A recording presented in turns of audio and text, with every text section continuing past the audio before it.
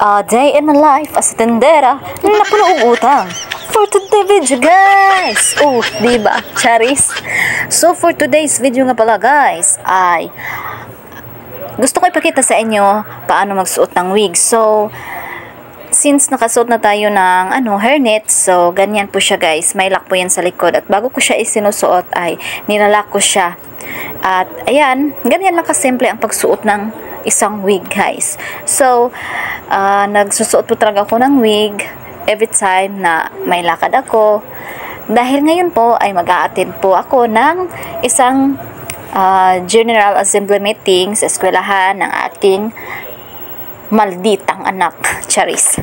So, ganyan lang siya guys. At pagkatapos nyo isuot, ay suklay-suklayin nyo lang. So, since ako guys, pagkatapos ko yung sinusuklay ang wig ko ay nilalagyan ko po yan ng headband. So, gumagamit po ako ng headband sa wig. So, pwede po yun guys. Pwede pong gamitan ng headband yung mga wig. Pwede din naman, lagyan ng mga ipit, so ganun. So ganyan lang siya guys, kasimple. Kung gusto niyo lagyan ng headband yung mga wig ninyo kapag isinusuot nyo na. So ganyan po siya guys. So diba, nakakataas ng confidence guys kapag ganyan. Kasi, diba?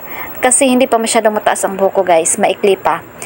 At yan, 'di ba? Maganda. Parang totoong buhok lang. So kung unang kita pa lang ng tao sa iyo, parang totoong buhok lang siya. Pero yung nakakaalam na nag-wig ka, ay syempre alam talaga nila. Charis. So dito lang guys. Thank you for watching. Bye.